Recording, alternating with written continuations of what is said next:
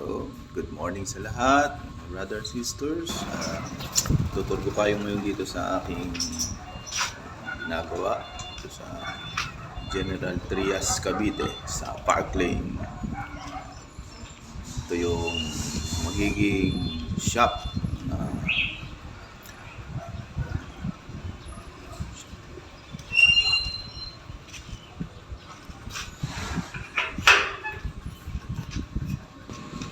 pasok tayo sa loob. Magiging parang tindahan lang nila ng may-ari. Kulang pa ako dito ng pinto. Ikakabit ko na lang.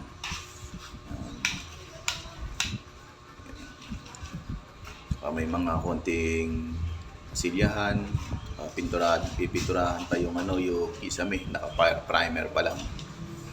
Ito yung pinto na ikakabit ko. Ready na. Tapos pipinturahan na lang tong hagdan. Medyo kinapos ako ng konti dyan. Tapos yan. May shower na rin. Bagong tiles. Tapos yung inidoro, yung luma pa yan. Papalitan ko pa yan nito. Ito ang ikakabit ko dyan. Kasi kami pa lang yung gumagamit. Kaya tayo sa taas. Yung stair ko, baka lang. Ankle bar. Tsaka tubular.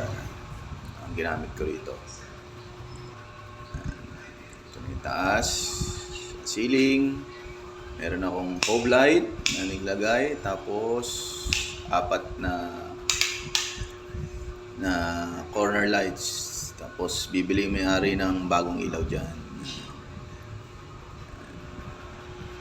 Finish na rin pintura niya. Ito yung magiging kitchen.